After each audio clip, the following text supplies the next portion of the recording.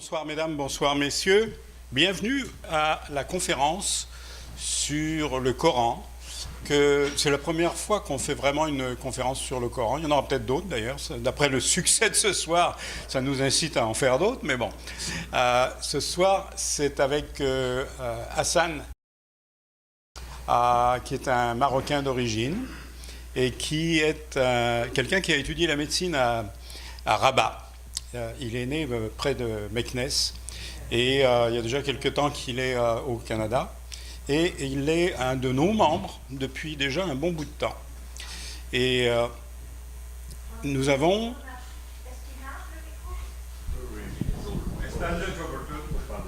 Est-ce que vous m'entendez mieux? Ok, on va continuer comme ça. Ok, donc c'est une première ce soir. Hassan voulait faire quelque chose pour Jemila. Et bon, à force de tourner autour du pot, on a fini par penser que faire une conférence qui expliquerait un certain nombre de choses sur le Coran, des choses qui sont mal connues en fait, ça serait intéressant. Alors je ne sais pas ce que ça va donner ce soir. On s'est lancé là-dedans en se disant, bon, ça devrait intéresser les gens. Vous allez voir de quoi il s'agit. Il ne s'agit pas de décortiquer des sourates constamment, mais il s'agit d'essayer d'avoir un plan d'ensemble du Coran pour essayer de comprendre, quand on nous parle du Coran, où est-ce que ça se plug, le morceau qui nous indique. Et parce que c'est important. Je me suis aperçu, moi aussi, en fait, en lisant même le manuscrit que Hassan est en train de faire, il est en train de préparer un livre, que ça pourrait effectivement être une façon de, comme on dit, de tenir notre bout lorsqu'il s'agit de discuter avec des musulmans ou avec des gens qui défendent les musulmans, ce qui peut être aussi intéressant, et qui ont des illusions sur ce que le Coran implique. Eh bien, nous pouvons, avec ce que vous allez apprendre ce soir, vous pouvez mettre les points sur les i. C'est ce qu'on va voir. Alors, sans plus tarder, je vais passer la parole à Hassan, qui est ici.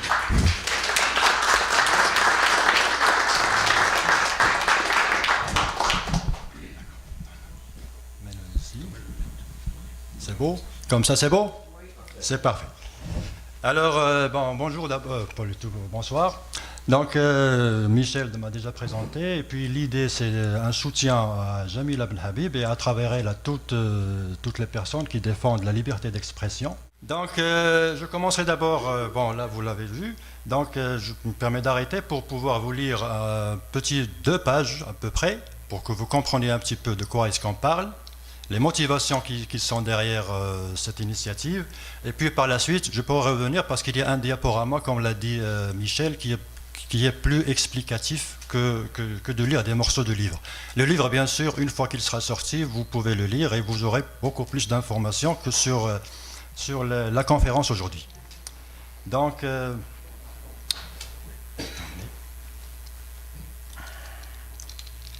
il s'agit au fait de l'introduction du livre. Bon, je vais vous lire l'introduction, mais pour la suite, il faudra acheter le livre par la suite. Donc, alors, le voici. Alors, l'introduction. Le débat sur la laïcité au Québec dure depuis des années et il a été encore mis en avant depuis l'annonce de la charte de Madame Marois, la charte des valeurs québécoises, devenue charte affirmant les valeurs de laïcité, neutralité, etc. Un nom un peu trop long que l'on peut toujours résumer en un seul mot, la laïcité. Et justement, à propos de laïcité, au milieu de tout ça, la poursuite et éventuellement le procès de Madame Jamila Ben Habib par un établissement scolaire privé portant le nom de École musulmane de Montréal, pour avoir tenu publiquement des propos jugés par l'école, entre guillemets, anticoraniques et diffamatoires. En réfléchissant à cette affaire avec calme, j'ai vu qu'il s'agit d'abord d'une affaire de droit de pensée et d'expression. 2 droits qui sont fondamentaux. Permettez un petit peu. Ouais. 2 droits qui sont fondamentaux. Ça, c'est le cadre. La réalité est qu'elle, on la poursuit non pas pour ses pensées, il aurait été bien très heureux de pouvoir le faire, mais pour les avoir exprimées. Mais en s'attaquant à elles, c'est comme si on dit au reste du monde de ne pas penser comme elles. J'ai envie de leur dire qu'essayer d'empêcher les gens de réfléchir ne marchera pas. D'ailleurs, ça n'a jamais marché. À ceux qui ne le savent pas encore, nous sommes dans un monde libre où c'est un droit fondamental que celui de penser et d'en débattre avec ses semblables. C'est un droit non négociable pour lequel l'humanité tout entière a longuement combattu et qu'elle a toujours défendu férocement. Car si on prive l'humain de partager ses pensées avec les humains, avec qui va-t-il les partager? Avec les animaux, avec les arbres. Il n'y a que les humains pour s'entendre et s'écouter et se comprendre. Et c'est pour ça que c'est un droit fondamental. Et puis on parle de propos anti-coraniques et diffamatoires. En écoutant les propos de Jamila qui sont derrière cette polémique, on peut se poser la question, a-t-elle insulté quelqu'un? Y a-t-il eu diffamation? J'aurais pu émettre mon opinion si ce n'est que l'affaire est entre les mains de la justice. Et par respect pour la justice de ce pays, j'attendrai, comme tout le monde, son avis. Voici pour l'accusation de diffamation. Mais celle de propos anticoraniques, elle m'a fait beaucoup réfléchir. Et j'ai envie de dire à ceux qui ont imaginé cette accusation ainsi, j'ai envie de leur dire, nous avons tous pleinement le droit de... Pardon, parce qu'il faudra que j'écris... Nous avons tous pleinement le droit de guetter dans tous les livres de la planète, y compris le Coran, tout propos que nous pouvons voir comme haineux, diffamatoire, sexiste ou incitant à la violence. Nous avons pleinement le droit d'y guetter tout discours qui, selon nous et selon nos valeurs universelles, actuelles, peut nous paraître à nous aussi passible de poursuites judiciaires. Pire que ça, nous avons tous le droit d'attirer l'attention de la collectivité sur ce que nous pouvons penser comme dangereux. Nous avons tous ces devoirs et droits. Et c'est à la collectivité de corriger éventuellement nos points de vue par les deux moyens autorisés pour ce genre de conflit, l'argumentation et le dialogue. L'argumentation et le dialogue.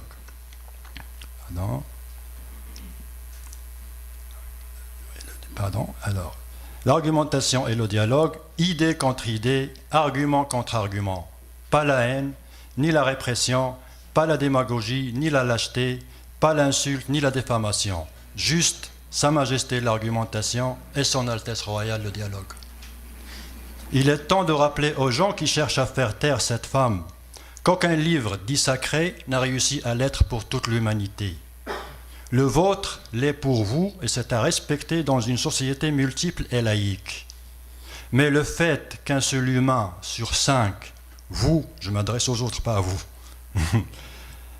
le fait qu'un seul humain sur 5, vous, pense que ces phrases viennent de son Dieu, ça ne lui donne aucun droit d'obliger les 4 restants, nous, à les prendre aussi pour sacrés. Si pour un seul humain, vous, ce sont des propos divins, impossibles à discuter car produits par la machine divine indéfectible, pour les 4 restants, nous, ce sont des phrases et des idées produites par une machine humaine parfaitement défectible et donc sujette à discussion individuelle et collective.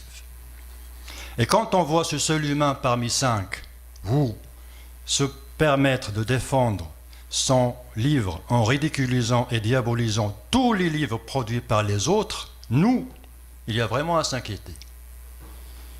Et quand ce seul humain parmi 5 s'attaque à la liberté d'expression dont nous sommes 5 à profiter, la liberté de pensée et d'expression de laquelle nous sommes 5 à profiter, j'estime que tout silence devient complice. Et quand en plus ça touche nos enfants, ça frôle la catastrophe. Voilà ce que j'ai compris de cette affaire. Comme vous le remarquez, je n'ai insulté personne. Et il n'y a dans ce que j'ai dit aucune mention ni de ma religion si j'en ai, ni de ma nationalité, ni quoi que ce soit. Comme le diraient nos frères dans l'humanité, les Québécois, c'est juste question de bon sens.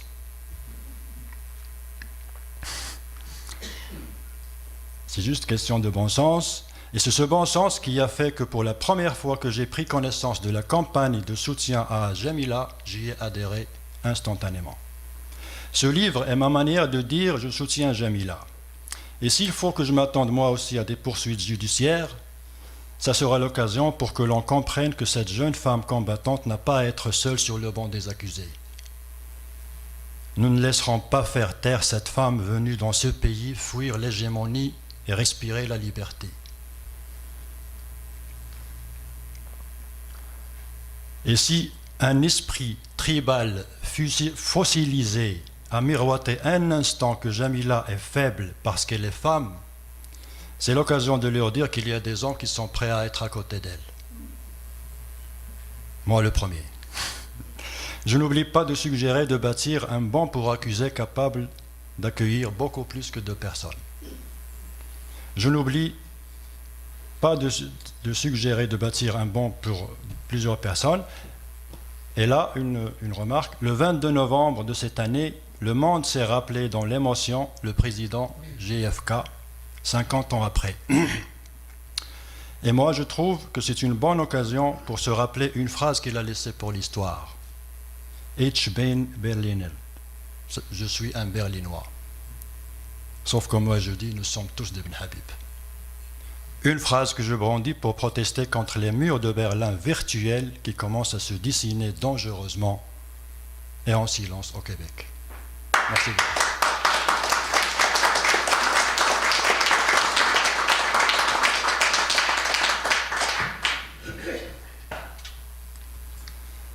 Bon, là c'est la préface, donc ça vous donne une idée un petit peu de quoi il s'agit. Donc là, maintenant, j'ai préparé un diaporama de présentation pour le sujet du livre. Donc là, c'est la maquette du livre que vous pouvez trouver prochainement sur le marché. Le titre, c'est « Islam, à côté de Jamila sur le banc des accusés ». Je suis en train de le trouver. Enfin, ça se discute. Ça se discute. En fait, je n'ai pas encore trouvé. Je cherche un éditeur qui soit un petit peu courageux parce que le sujet est assez sensible. Donc là, je vous raconterai un petit peu à travers le diaporama ce qui s'est passé. Ah, le fil s'est détaché. D'accord, merci. Voilà. Ben, excusez mon trac parce que c'est ma première conférence, donc ça se voit que je perds un petit peu le fil. Mais... Attention au micro, s'il vous plaît. D'accord. C'est parfait. Donc là, je vous raconte un petit peu ce qui s'est passé. Donc d'abord le préambule, on va discuter de l'affaire de Jamila. Bien sûr, on va pas s'éterniser là-dessus puisque tout le monde le connaît. Et puis, à partir de là, je vous invite à un voyage à peu près dans les pages et les sourates du Coran. On va, première escale, ça va s'appeler La Victoire. Tout ça, c'est des titres des paragraphes ou des chapitres dans le livre. La Victoire, Capitation, tout ça, vous allez le comprendre. Double discours, une 4e option, un isoloir à 2, et puis le mot de la fin. Donc, ça ne sera pas très long. Bien sûr, le livre, il contient beaucoup plus que ça, mais il fallait l'adapter pour une. Donc, l'affaire Jamila Ben Habib, moi, personnellement, j'en ai pris connaissance à peu près il y a 2 ou 3 mois, et automatiquement, j'ai visité le site internet qui est fait pour ce but-là. Et là, j'ai appuyé sur Chronique des événements, un petit peu plus en bas sur le site, et il y a ce paragraphe-là. Alors, qu'est-ce que ça dit, ce paragraphe-là? Ça dit que, juin 2012, site internet des écoles musulmanes de Montréal est hors ligne, et ce pour une période de plusieurs mois, jusqu'à son remplacement à l'automne 2013. À noter que toutes les références litigieuses aux versets coraniques ayant été à l'origine du blog de Mme Ben Habib en février 2012 ont été retirées, ainsi que les photos des petites filles voilées. Je pourrais vous dire que c'est ça qui a un petit peu déclenché ma réaction en quelque sorte, parce que je me suis posé la question, références litigieuses aux versets coraniques ayant été à l'origine ont été retirées.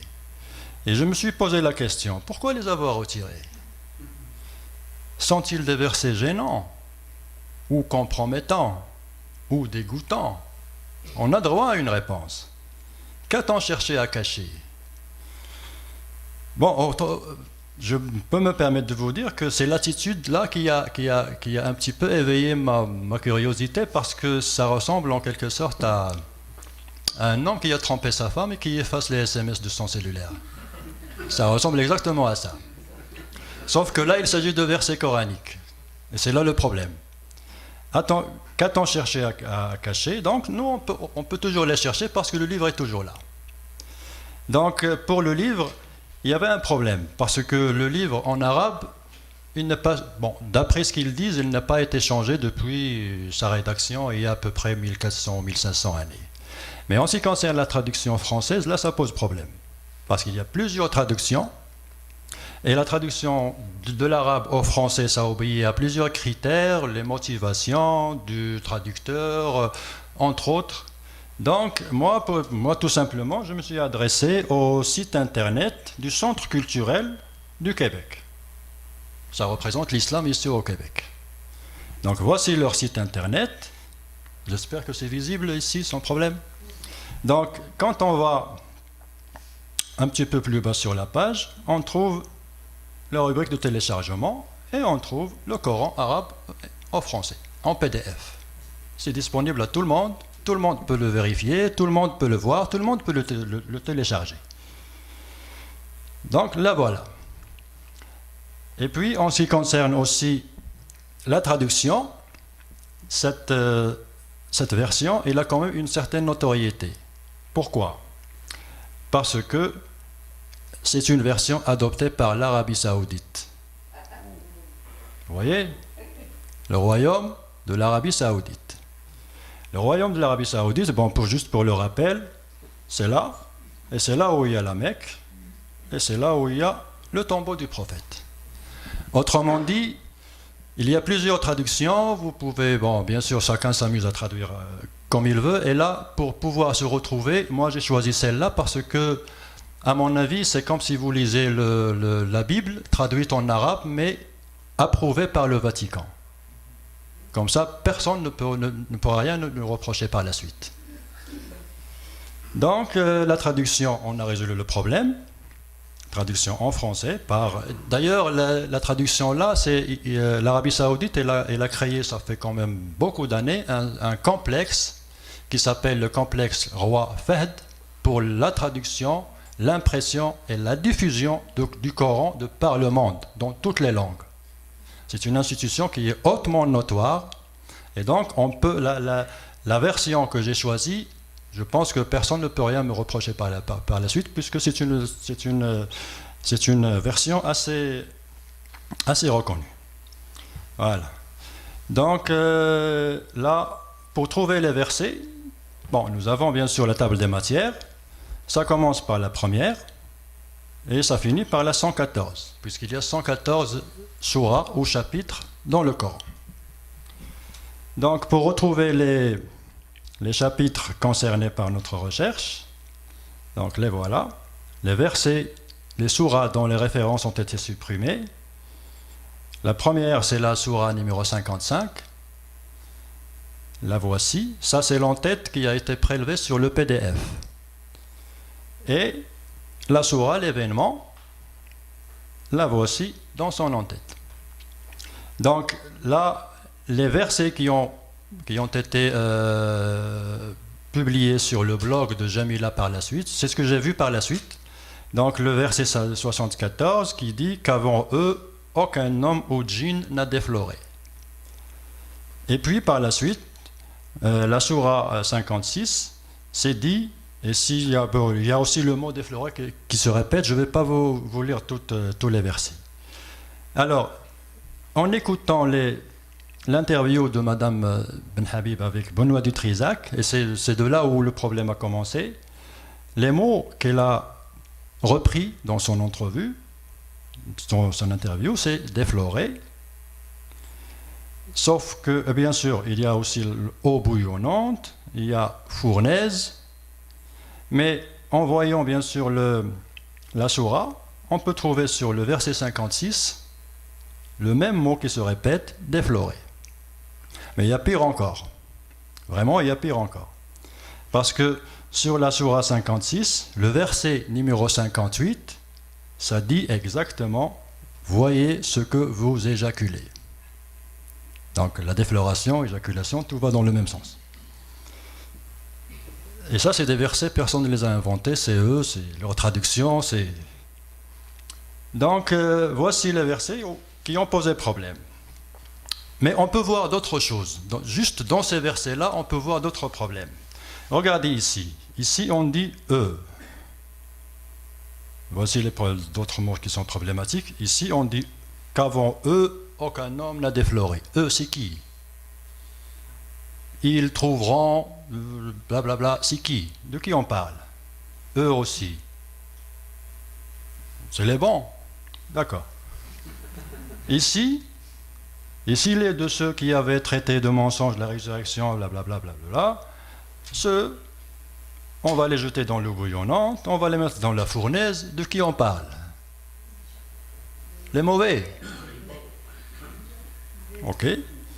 Donc, et pire encore, le verset 95 et 86, ça c'est la certitude. On met cette certitude dans la tête des enfants de 5 à 10 ans.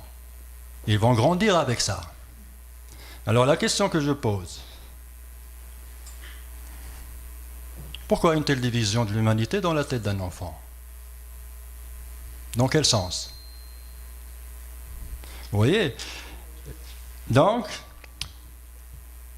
ce sont visiblement des propos hautement problématiques.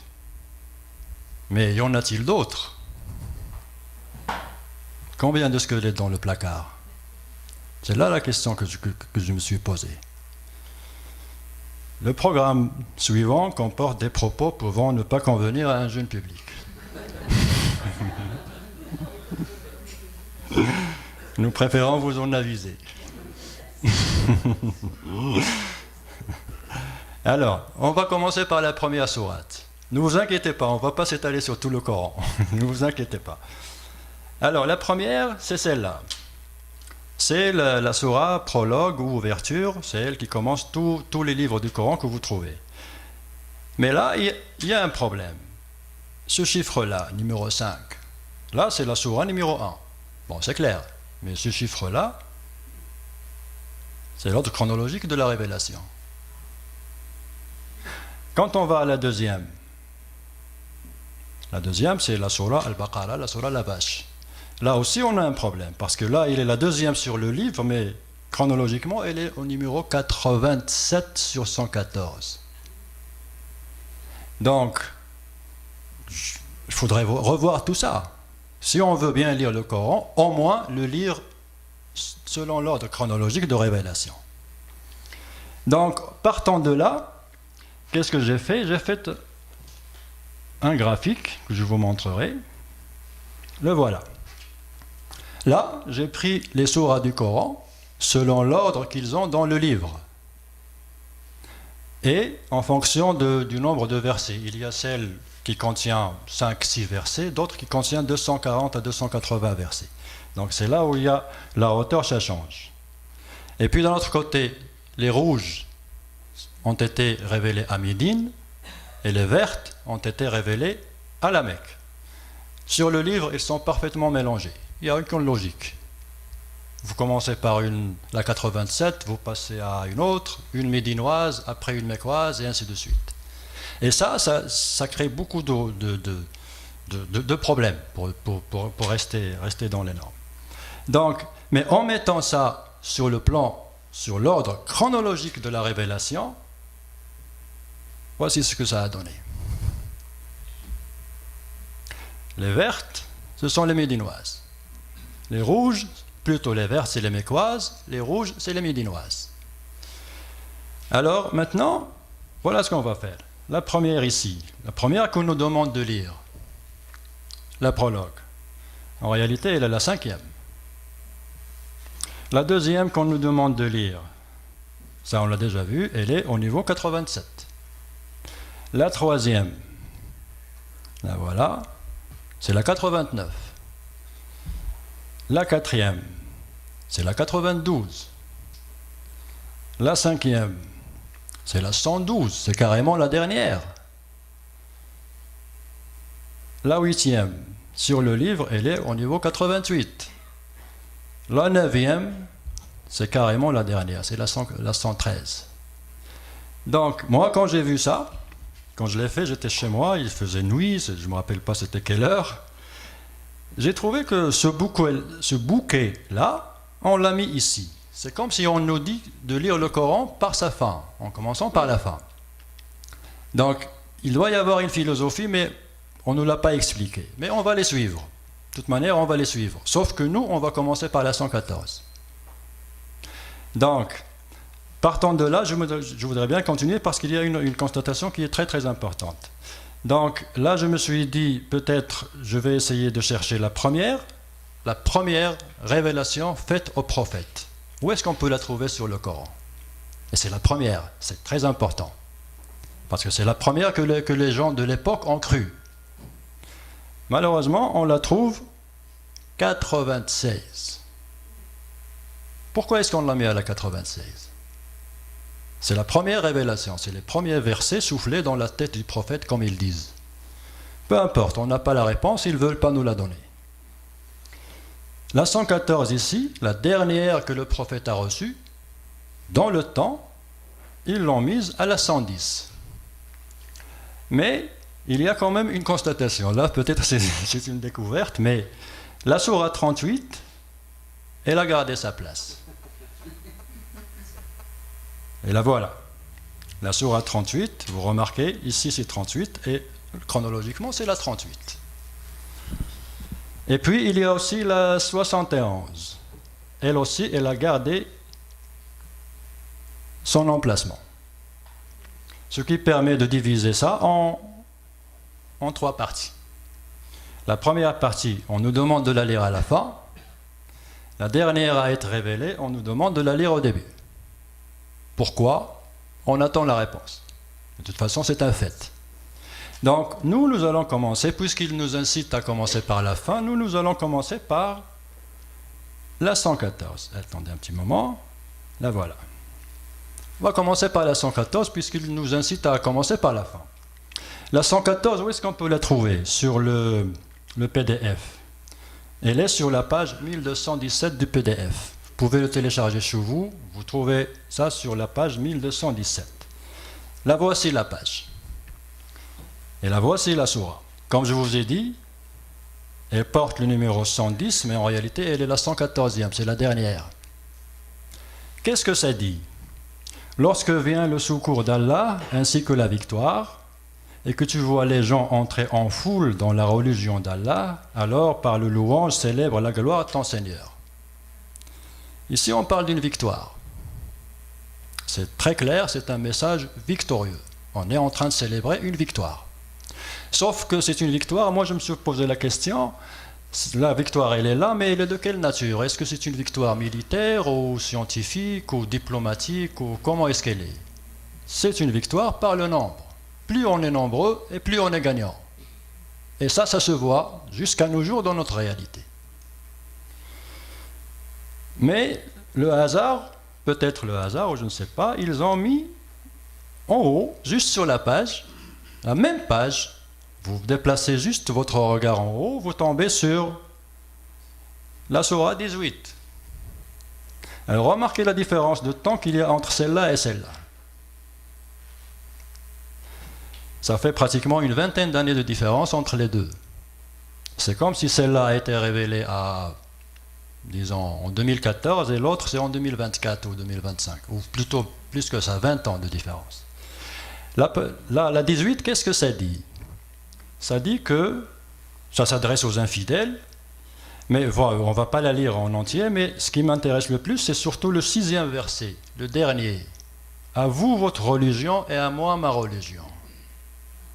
C'est un verset qui est très très important, et je vous explique pourquoi. Parce qu'il y a des prédicateurs qui essayent de défendre que l'islam est une religion de tolérance, qu'on accepte l'autre, qu'on n'a pas de problème. Et comme preuve, ils sortent toujours ce verset. En arabe, ça se dit « lakum dinukum waliya din ». Ils le sortent pratiquement à toutes les occasions. Tous les prédicateurs, qu'ils soient barbus, qu'ils soient cravatés, qu'ils soient de n'importe quel. Ils sortent tous ce verset-là. Mais c'est quand même, de la 18 à la 114, qu'est-ce qui s'est passé pour qu'on passe de « à vous votre religion et à moi la mienne » à une victoire par le nombre. Je pense, moi je l'ai écrit sur mon livre, c'est sûr vous allez le lire par la suite, c'est que je ne sais pas qui remercier, ni comment remercier pour avoir mis sur la même page ces deux versets, ces deux chapitres-là, ces deux petits chapitres, mais ça résume 20 ans d'histoire, sur une seule page. Donc, avant de quitter cette page, j'aimerais bien vous montrer une autre. C'est pas moi qui l'ai mis ici, ce sont eux. C'est la sourate 111. En réalité, elle est chronologiquement la 6e. On continue à reculer dans le passé. Et qu'est-ce qu'on trouve? C'est une sourate qui s'appelle Al-Masad. On va peut-être la lire. Que périssent les deux mains d'Abu Lahab et que lui-même périsse, sa fortune ne lui sert à rien. Il sera brûlé dans le feu plein de flammes. De même, sa femme, la porteuse de bois, à son cou une corde de fibres. Bon, ça c'est un verset du Coran. Et là, vous avez l'explication. Ça parle d'un personnage qui s'appelle Abu Lahab. Ce personnage qui s'appelle Abu Lahab n'est rien d'autre que l'oncle personnel du prophète. Et il a été, dès le début, il a été contre. Et c'est pour ça que je dirais à la limite, ce personnage-là, Abu Lahab, il est pratiquement la personne la plus insultée de toute l'histoire humaine. Parce que ces insultes ont été gravées pour l'éternité dans un livre saint. Et les musulmans n'arrêtent pas de lire, puisque c'est un petit verset. D'abord, les trois petits chapitres qu'on vient de voir sur cette page, ce sont les 3 sourates qu'on commence à enseigner aux enfants dans toutes les écoles coraniques de la planète. On commence par leur enseigner les petites, puis après on passe aux grandes.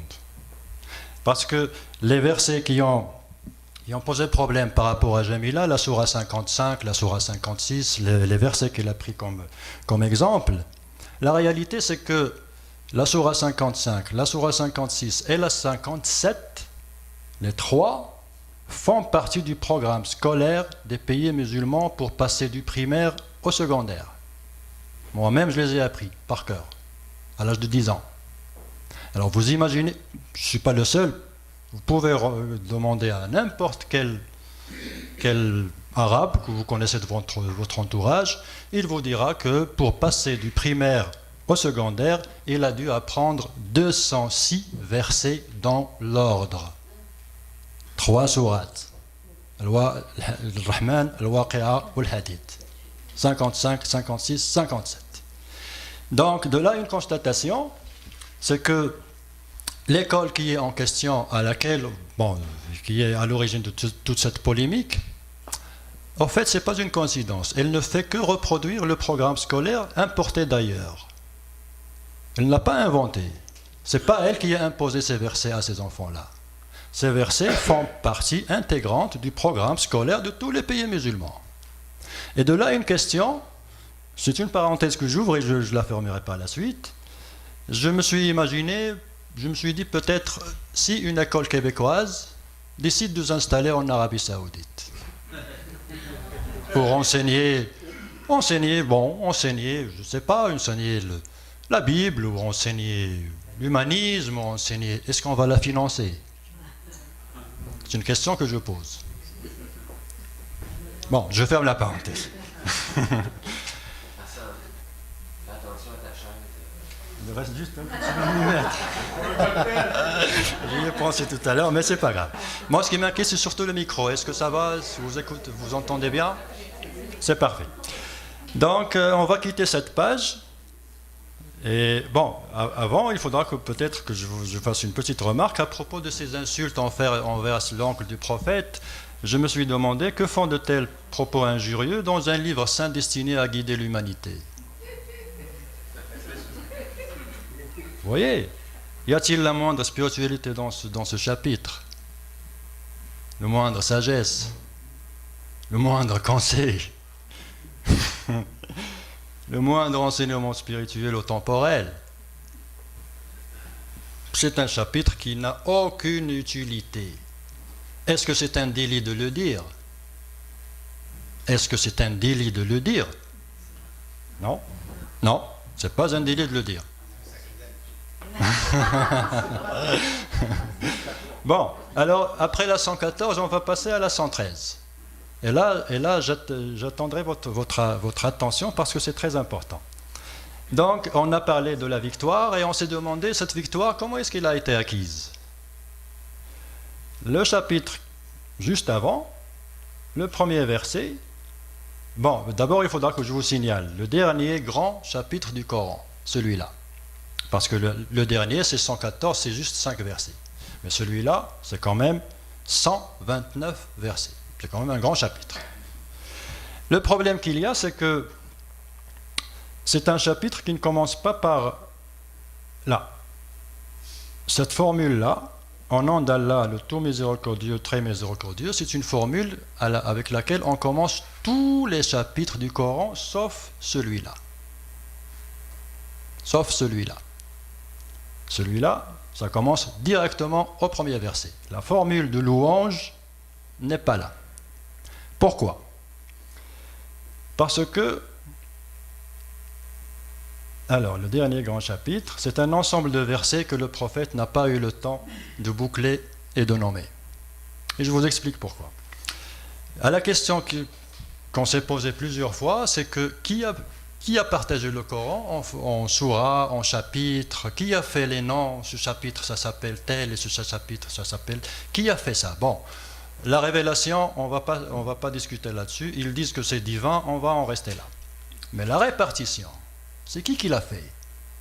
C'est qui a mis la 87 comme la deuxième? C'est qui l'a appelé la soura, la vache? C'est qui a décidé que ce chapitre, c'est 280 versets et celui-là, c'est juste 5? C'est qui a fait ça? La réponse qu'on a de par les musulmans, c'est que c'est le prophète lui-même qui disait tel verset, ajoutez-les avec tel autre, appelez-les ce nom. L'ensemble, et ainsi de suite. Celui-là, puisqu'il ne porte pas la formule de commencement, et ça a été dit dans plusieurs, je vous invite bien sûr à vérifier par la suite, lorsqu'il est décédé, on s'est retrouvé avec ces versets-là sans nom. Comment est-ce qu'on va les appeler?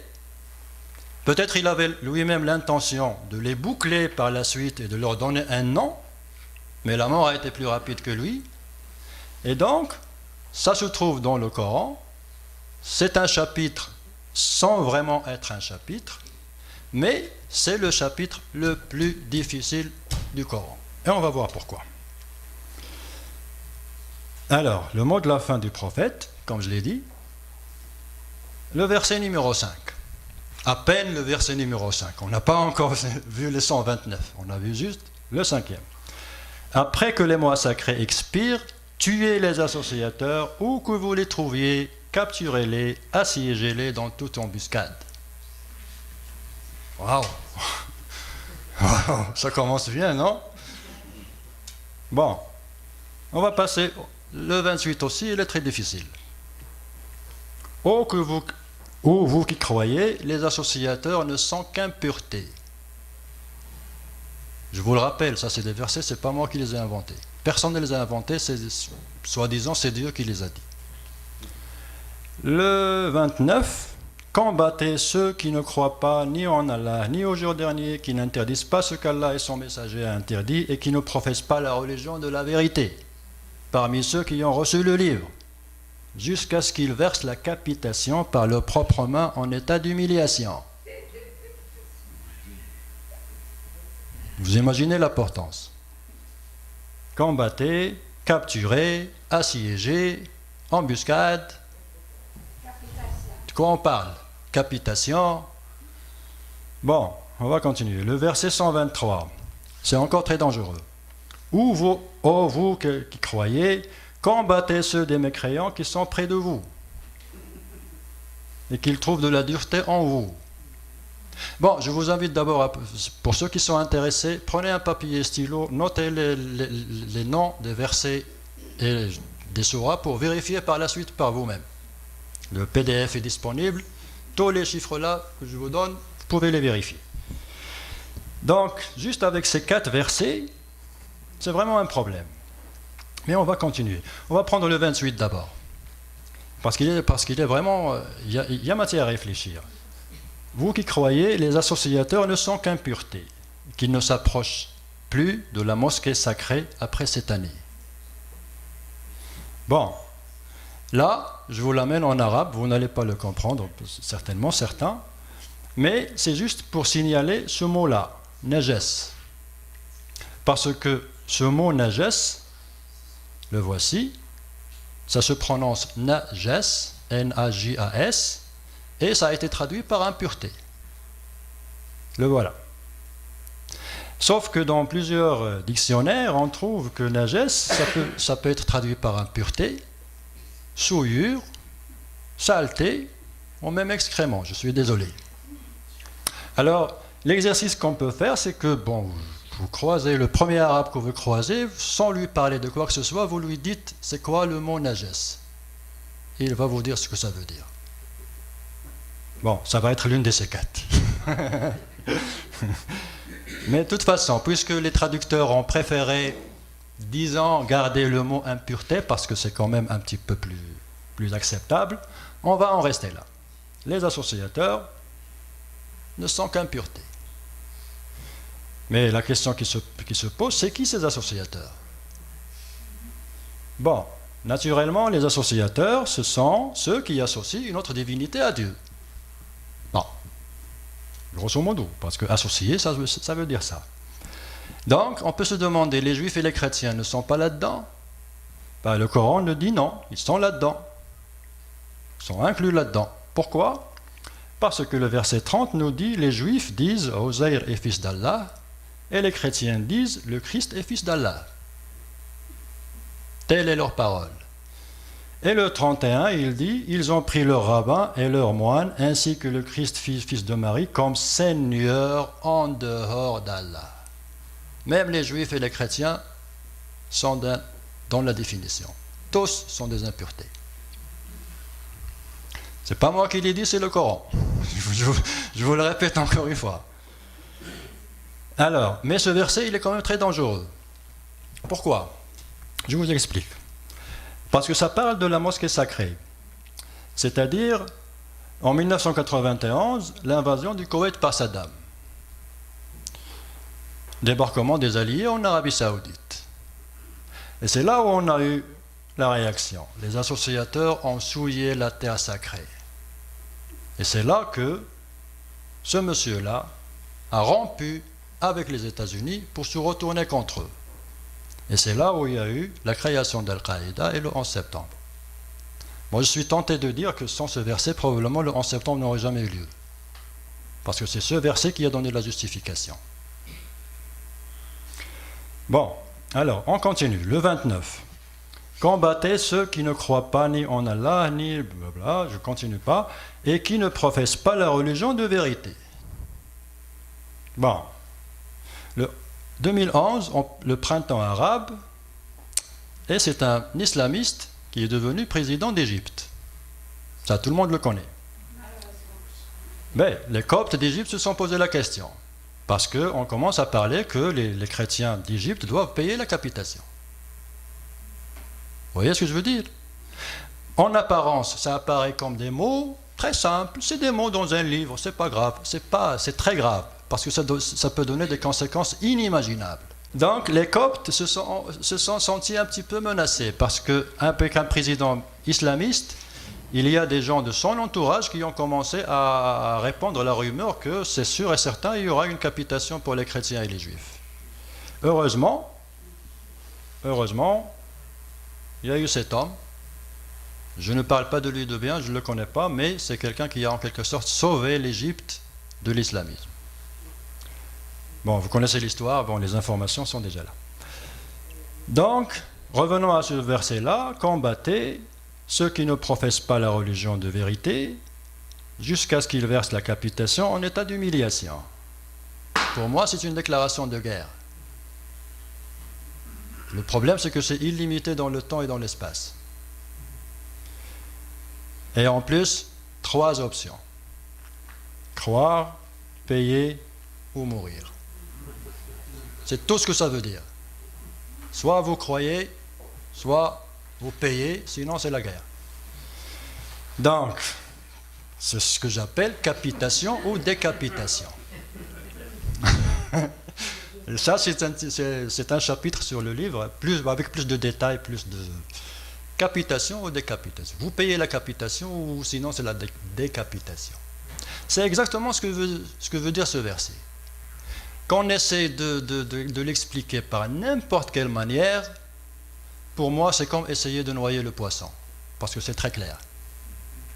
C'est très clair. Et en plus, on va revenir là-dessus plus tard, le fait que ce soit le dernier chapitre, c'est extrêmement grave. Donc, le 123, là aussi c'est très important. Ô vous qui croyez, combattez ceux des mécréants qui sont près de vous et qu'ils trouvent de la dureté en vous. Bon, les mécréants. Bon, là, ça résume, parce qu'on a dit les infidèles, on a dit les non-croyants, on a dit les associateurs. Là, c'est les mécréants pour englober pratiquement tout. Et je pense, personnellement, c'est mon avis personnel, le fait qu'on se retrouve déjà au verset 123, c'est pratiquement la fin du chapitre. Donc, dans un souci d'économie, on a dit mécréants, ça veut dire tout le monde.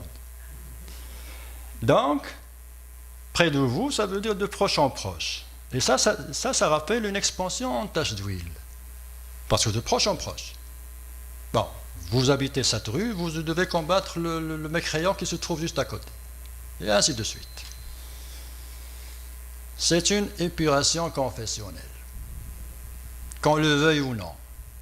Ça, c'est une incitation à une épuration confessionnelle.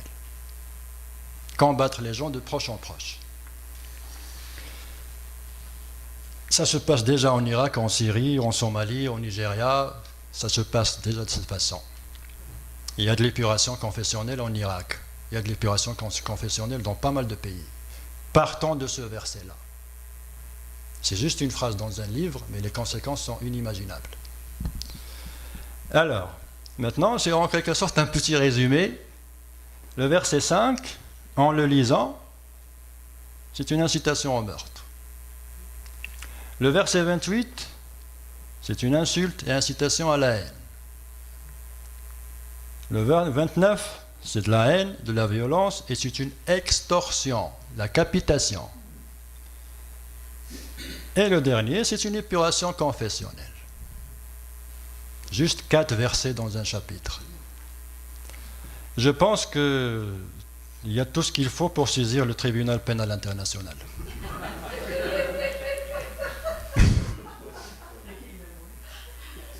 Et encore une fois, je n'ai rien inventé. C'est des versets dans le Coran, ils sont disponibles à tout le monde. Alors, là, c'est la sourate 113, mais il y a d'autres versets qui sont bons. Bon, ok, on peut être d'accord là-dessus. C'est pas tous les 6000 versets qui sont mauvais. Il y a à peu près 6200 versets dans tout le Coran. Mais il y a un problème. La 118, ça dit « À vous votre religion et à moi ma religion ». La 113, là, c'est Tariq Ramadan qui n'arrête pas de répéter ça. Et là, nous avons capitation ou décapitation. Vous voyez ce que je veux dire? Et là, c'est Belladen. Donc, il y a le principe de l'abrogation. Je vous explique le principe de l'abrogation. La preuve, avant de l'expliquer, je vous amène une preuve. La preuve, c'est l'interdiction de l'alcool. C'est la première chose qu'on remarque chez les musulmans en terre d'Occident, le halal et l'interdiction de l'alcool. Plus bien sûr le voile. Donc, c'est la première chose qu'on remarque. Dès qu'on atterrit ici, on est stigmatisé, pas d'alcool, pas de porc, les femmes voilées avec les poussettes en avant, et ainsi de suite. Donc ça, c'est des images qui se répètent et qui commencent à devenir familières. Mais il y a une origine. L'alcool, par exemple. Pourquoi l'alcool est-il interdit? Comment est-ce qu'il a été interdit d'abord? Je vous assure que 90% des musulmans ne le savent pas. Alors, ça a commencé par le chapitre 70, avant d'arriver à Médine. Et qu'est-ce que ça dit? Ça dit, le chapitre 70, verset 67, des fruits des palmiers et des vignes veut retirer une boisson enivrante et un aliment excellent. Les boissons enivrantes, ce sont les boissons qui donnent de l'ivresse. Donc, les boissons qui donnent de l'ivresse, c'est un don de Dieu pour amener les gens à réfléchir plus et à raisonner plus. C'est le verset qui le dit. Par la suite, on est arrivé à 87. Qu'est-ce que ça dit? Il t'interroge sur le vin et les jeux de hasard, dit, dans les deux, il y a un grand péché et quelques avantages pour les gens, mais dans les deux, le péché est plus grand que l'utilité. Mais continuez à boire, pas de problème. Alors, on est arrivé au chapitre 92. Vous voyez, dans l'ordre, les choses sont beaucoup plus claires. Le 92, ça dit « Oh les croyants, n'approchez pas la salade quand vous êtes ivres. » C'est-à-dire, buvez quand vous le voulez, mais quand vous faites la prière, soyez sobre. C'est exactement ce que ça veut dire. Mais jusqu'à là, il n'y a pas d'interdiction. Les gens ont continué à boire. Les compagnons du prophète prenaient du vin avant l'interdiction. Et ça, ils veulent en quelque sorte l'effacer, mais c'est une vérité. Parce que remarquez ici, on a commencé ici en 610 à peu près. La révélation a commencé à peu près en 610. Là, on est à 622. 12 années que les gens buvaient sans problème, faisaient la prière sans problème. Il n'y a pas eu d'interdiction. Le verset qui a interdit le Coran, c'est le voici. Le 112. Il fallait attendre pratiquement la fin du Coran pour trouver l'interdiction. Et qu'est-ce que ça dit?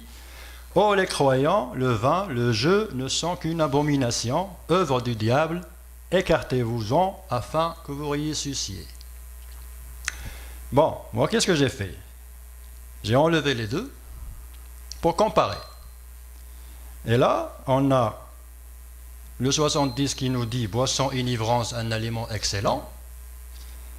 Et là, on a le 112 qui nous dit abomination, œuvre du diable. On parle de la même chose. Mais, lequel est celui qui fait office de loi dans les pays musulmans? Est-ce que c'est celui-là ou celui-là? C'est ça l'importance de ça, de ce que nous sommes en train de parler maintenant. Lequel a fait office de loi? La loi pénalise la consommation d'alcool dans plusieurs pays musulmans, sur la base du verset qu'on a vu. Donc, si un musulman, par exemple, prend un verre de champagne et leur dit, moi, le verset de 70, il dit que c'est un don de Dieu, pour moi, c'est un don de Dieu. Il aura raison. Mais on va lui dire non, parce que le verset, il a été abrogé. Abrogé, ça veut dire annulé. Donc, il y a des versets qui annulent des autres. Et automatiquement, ceux qui viennent à la fin annulent ceux qui viennent au début s'il y a contradiction. Donc, regardez ici. Ici, boisson enivrante. Ici, à vous, votre religion, à moi, ma religion. Ici, abomination, œuvre du diable, et capitation et décapitation. À votre avis, lequel des deux, de ces deux-là, a en quelque sorte force de loi? C'est la deuxième. C'est le deuxième. Pire que ça, il y a d'autres exemples. Donc, il s'agit-il d'un double discours? C'est clair que c'est un double discours. Mais quand on met les choses l'une après l'autre dans l'ordre, on comprend comment ça s'est passé. Mais il y a pire que ça. Donc, le chapitre 112, comme vous le voyez, on est en train de monter on est en train de monter à reculons. Là aussi, il y a le verset 33 qui dit « La récompense de ceux qui font la guerre contre Allah et qui s'efforcent de semer la corruption sur la terre et qu'ils soient tués, crucifiés ou qu'ils soient coupés leurs mains et leurs jambes opposées ou qu'ils soient expulsés du pays. » Là, on parle d'amputation. On parle de châtiment corporel. Bon, ici, c'est les interprétations qu'ils donnent de ce verset. Ils disent que ça s'adresse aux bandits. Quand il y a une bande qui sort de la ville, qui se rebelle et qui sort attaquer les caravanes, attaquer les voyageurs, on applique ce verset-là. Mais moi, à mon avis, est-ce qu'il y a question de bandit est-ce qu'il y a le mot bandit dans ce verset? Tout ce qu'on dit, ceux qui font la guerre contre Allah, c'est complètement ouvert, et qui s'efforcent de semer la corruption sans définir c'est quoi la corruption. Sans définir les limites. C'est-à-dire, une femme dont on voit juste le mollet, on peut dire qu'elle est en train de semer la corruption. Vous voyez, un fonctionnaire d'une ONG, par exemple, dans un pays musulman, le fait qu'il soit mécréant, qu'il se permette de prendre sa bière en plein public, on peut dire qu'il est en train de semer la corruption. Parce que la corruption, c'est très vaste. Et là, Dieu lui-même n'a pas précisé. Vous comprenez ce que je veux dire? Mais la connotation en atrocité, elle est flagrante. Et c'est pour ça que j'ai dit tout à l'heure les propos qui sont l'accord des parents, comme ce qu'on nous dit dans la télé. Il y a des émissions où on exige l'accord des parents parce que quand il s'agit d'atrocité ou de pornographie, les enfants n'ont rien à voir avec ça. Ça, c'est la règle. Donc, il y a aussi le verset 38, vous voyez, c'est juste après. Le voleur et la voleuse a tous coupé la main. Quand on dit la loi islamique, il y a coupé la main, on n'invente rien du tout. C'est dans le Coran. J'imagine mal comment est-ce qu'un penseur musulman, comment est-ce qu'il peut contourner ce problème? Comment est-ce qu'il peut pouvoir nous convaincre que c'est pas ça, c'est à peu près ça, c'est clair. Vous voyez, c'est comme si on essaie, comme j'ai dit, de noyer le poisson. Donc, je continue, mais là, il y a vraiment une conclusion assez frappante. Alors, on a parlé de double discours, et là, c'est les preuves coraniques qu'il y a vraiment un double discours. Pourquoi? Parce que le verset 6, c'est celui qui interdit la consommation de porc. Toujours on parle de ce chapitre, le 112. Le verset 33, crucifixion des bandits. Le verset 38, amputation des voleurs. Le verset 90, interdiction d'alcool. Sauf que, pour une raison qu'on ne sait pas, ou on le sait, pour vous dire, on le sait, ce sont eux qui essaient de le cacher, celui-là, il est encore d'application. Le porc est interdit. Celui-là, non, il n'est plus appliqué dans les pays musulmans. Celui-là non plus. Et celui-là, il est encore d'usage. Ce sont des versets sur le même chapitre, sur la même longueur d'idée.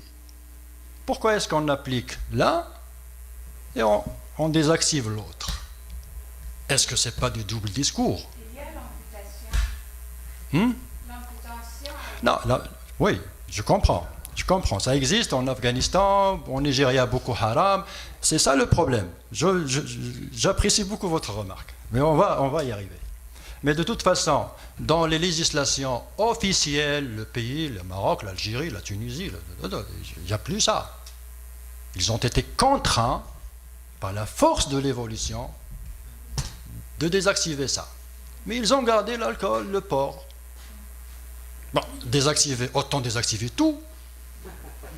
Vous voyez? Pourquoi ce double discours?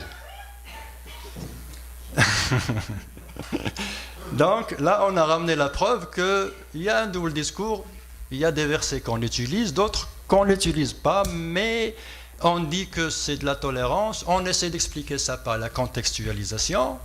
Oh, chaque chose, il faut la prendre dans son contexte. On va voir ça, parce que même la contextualisation, ça pose problème. Alors, le chapitre 113, on l'a déjà vu, 3 options. Et ça, c'est très important parce que, avec tous nos respects, il y a une 4e option. C'est ce que j'ai envie de leur dire. La liberté. C'est la 4e option, la liberté. Et c'est l'occasion de voir la liberté en islam. Comment elle est? Alors, le chapitre 87, le verset 178. Ô les croyants, on vous a proscrit le talion au sujet des tués, libre pour libre, esclave pour esclave, femelle pour femelle. C'est déjà une stratification de la société. Il y a les libres, il y a les esclaves, il y a les femmes. Les femmes, ils ont été, disons, mentionnées sous forme de femelles, c'est déjà sexiste. Alors, c'est une reconnaissance de l'esclavage. Explicite, rien à dire. Mais l'explication qu'il donne, c'est elle qui est un peu drôle. On va y arriver.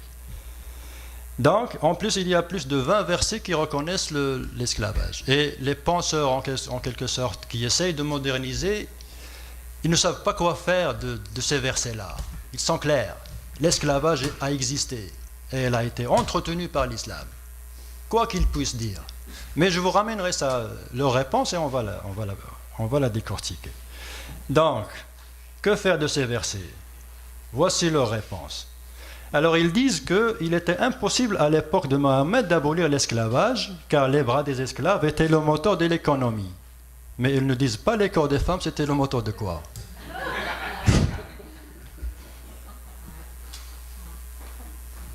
Ils disent aussi qu'une abolition hâtive aurait conduit à un effondrement social chaotique. D'accord, on va vous suivre. Ils disent aussi que l'islam a préféré assécher les sources qui alimentaient le bassin de l'esclavage. C'est-à-dire, il a beaucoup insisté sur affranchir les gens, mais sans obligation. Si vous faites une infraction religieuse, la pénalité, c'est d'affranchir un... Bon, il y en a plusieurs, on ne va pas rentrer dans les détails. Mais c'est ça leur explication. Ils disent que c'était pas possible à l'époque, c'était le moteur de l'économie, les femmes, ils n'ont pas précisé c'était le moteur de quoi. Bon, tout ça, vous l'avez très bien compris.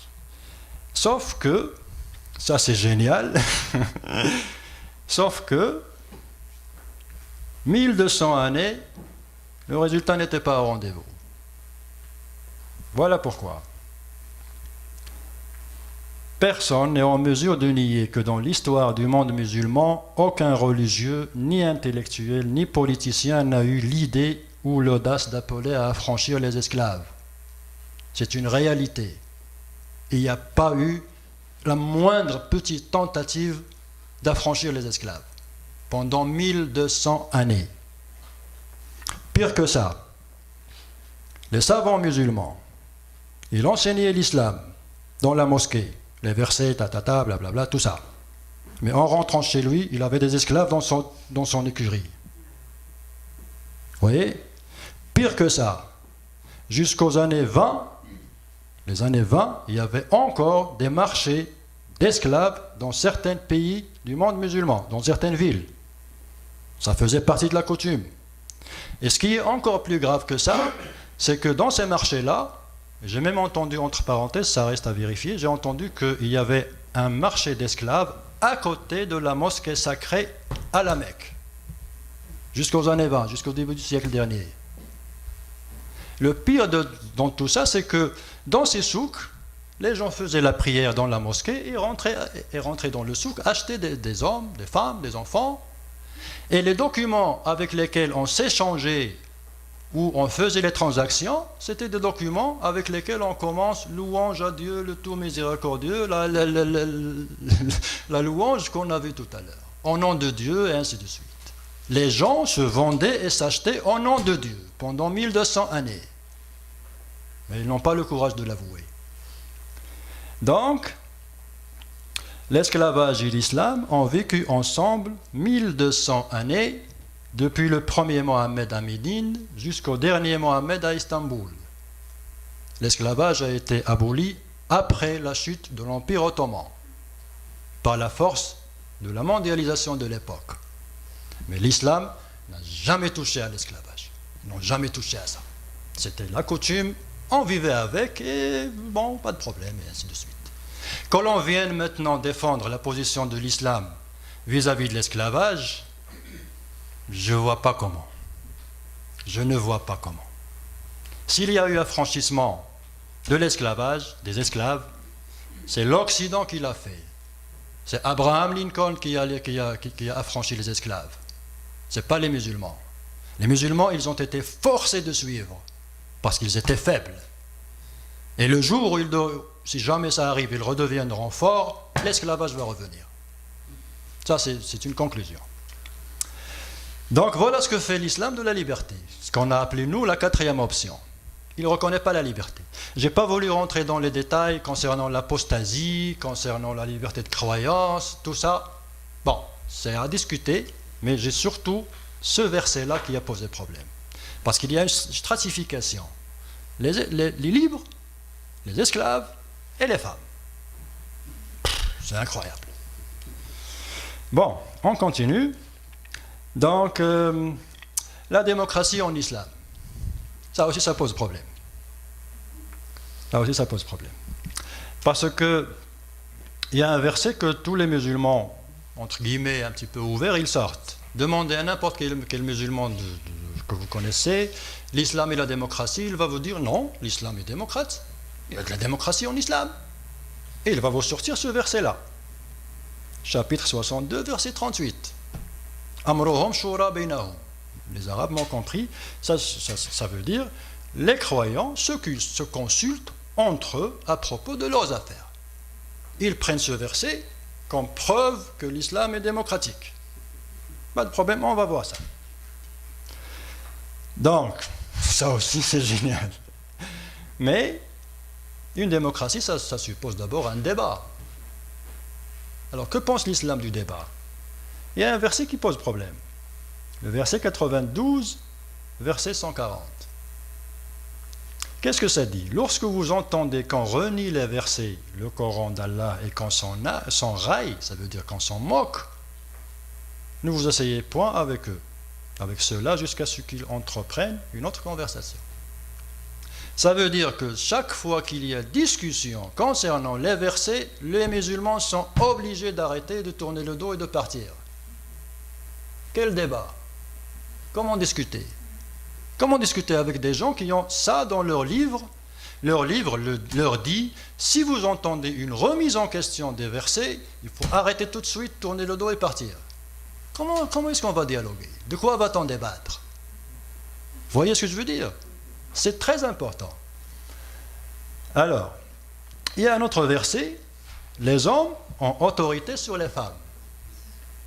Bon, je ne vais pas vous blesser, mais c'est ça. Les femmes vertueuses sont obéissantes à leur mari. La vertu, elle est attachée à l'obéissance de son mari. Et en ce qui concerne la politique, si le mari demande à la femme de voter pour X, pas pour Y, elle sera tenue de l'obéir. En plus de ça, bon, ça c'est dit, celle dont vous craignez la désobéissance, il y a un certain nombre de mots, et à la fin, frappez-les. Personne ne peut nier que dans l'islam, il y a l'autorisation de frapper son épouse. C'est le Coran qui le dit. Qu'ils disent ce qu'ils veulent, qu'ils expliquent ce qu'ils veulent, ça reste de la démagogie. Les choses sont là. Donc, ça aussi, ça pose problème. J'ouvre une parenthèse. Les hommes ont autorité sur les femmes. Ce verset-là, c'est le verset qui a bloqué, en quelque sorte, l'évolution de la femme musulmane pendant 14 siècles.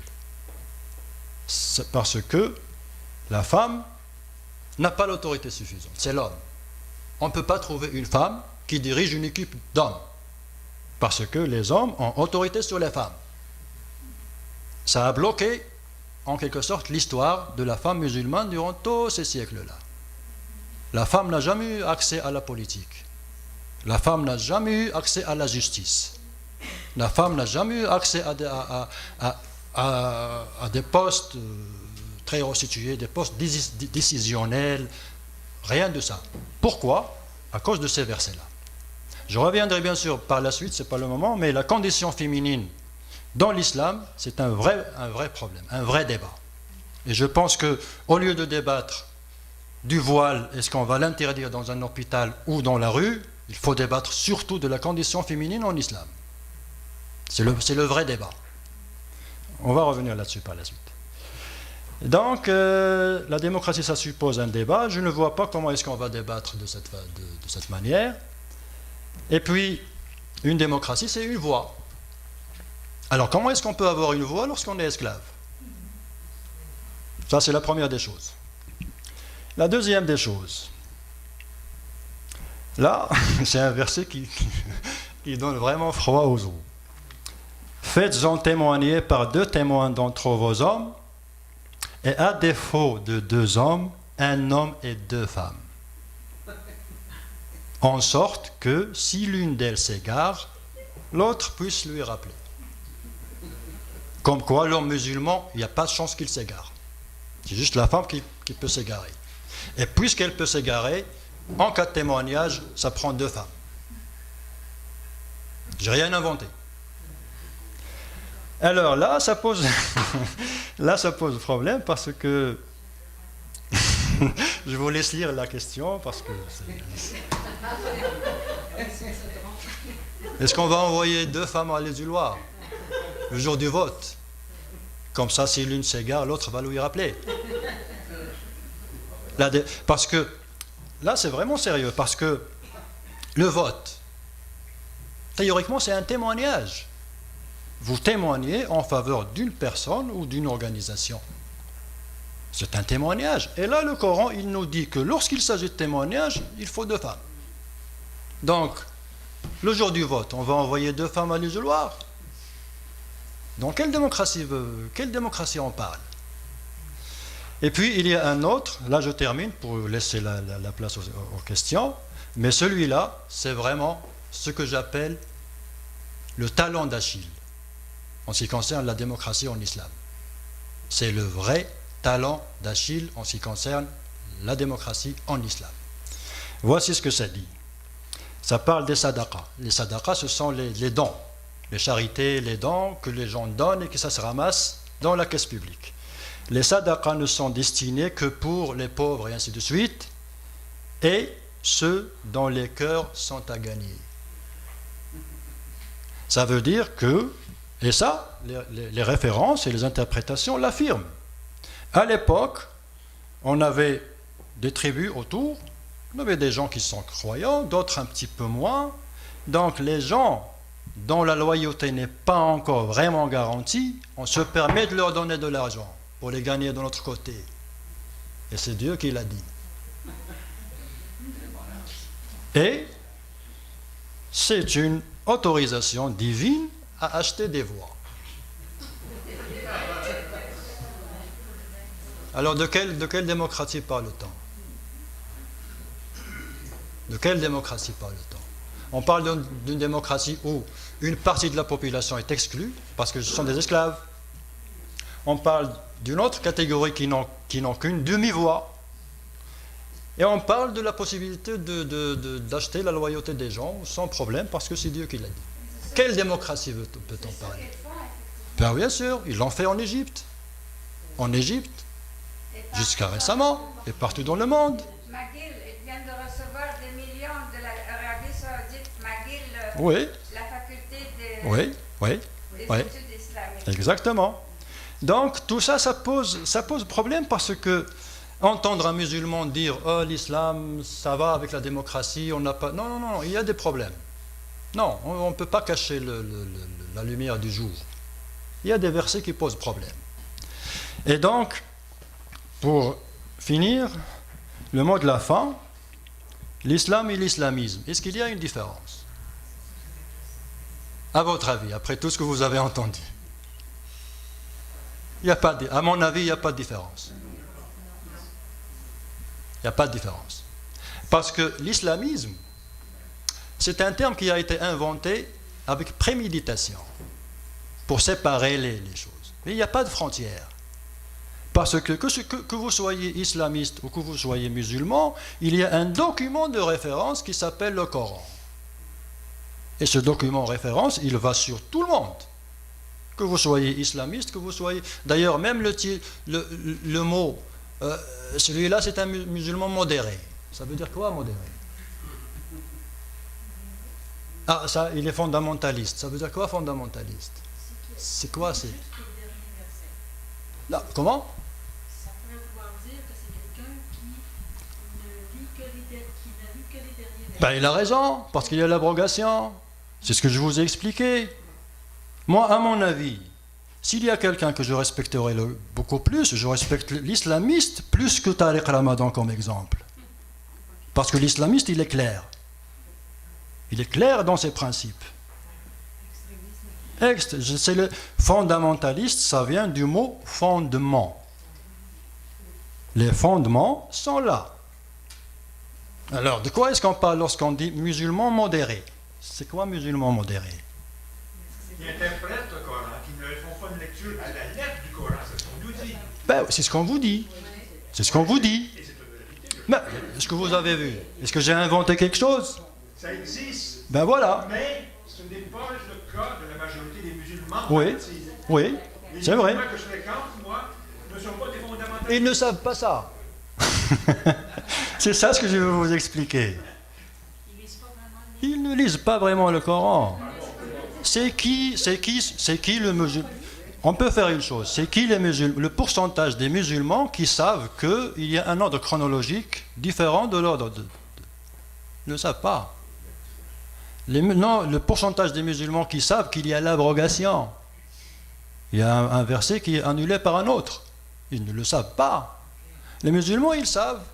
Bon, je ne suis pas contre les musulmans en tant que confession, en tant que spiritualité, c'est une religion comme toutes les autres, en quelque sorte. Ça ramène un plus et ça joue le rôle destiné à toutes les religions.